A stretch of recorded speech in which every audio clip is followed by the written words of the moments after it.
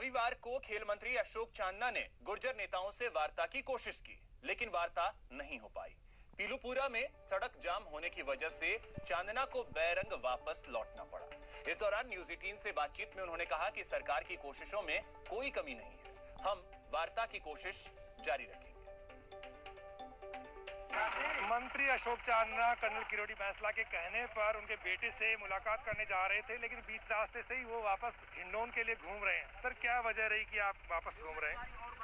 नहीं, कर्नल साहब ने तो मुझे यहाँ मिलने के लिए बुलाया था, लेकिन मैंने तभी बताया था कि मुझे 3-3.5 घंटे पहुँचने में लगेंगे। उन्होंने कहा था कि हम बैठे हैं, लेकिन उनकी शायद अभी तबीयत ठीक नहीं है, तो कर्नल साहब अभी मिल नहीं पा रहे हैं। तब मैंने बाकी कमेटी से भी बात करी, खुद विजय जी से बात करी कि यदि बाकी कमेटी मिलना चाहें तो कोई दिक्कत नहीं है, मैं आप कहेंगे जहाँ जाऊँगा।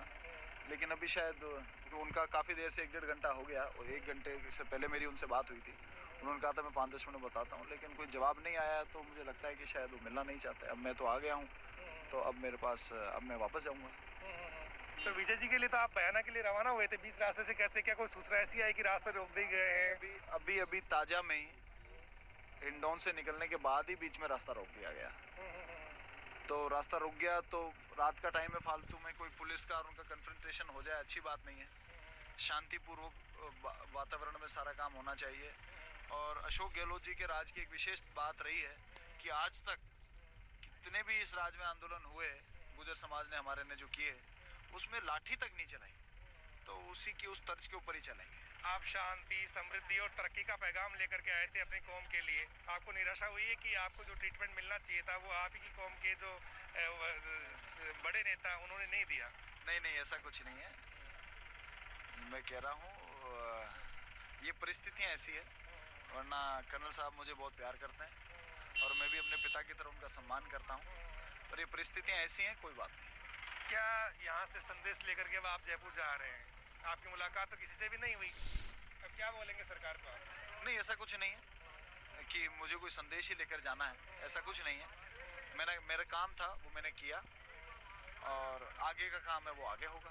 सरकार के प्रयास क्या होंगे ताकि आंदोलन आगे ना बढ़े और लोग पटरी से हटे, मुकदमे ना लगे, सब लोग शांति और भाईचारे के साथ में इस आंदोलन को यानी खत्म कर दें, और जो सरकार ने कदम उठाए वो उससे आम गुर्जर तक वो बात पहुंच जाए, इसके लिए आपकी कोशिश क्या है? देखिए, सरकार पहले क्या होता था कि आंदोलन होता था, आंदोलन के बाद में सरकार और आंदोलनकारियों के बीच में जयपुर में वार्ता होती थी, और उस वार्ता के बाद में कॉम्प्रोमाइज होता था और वो पॉइंट्स बनते थे।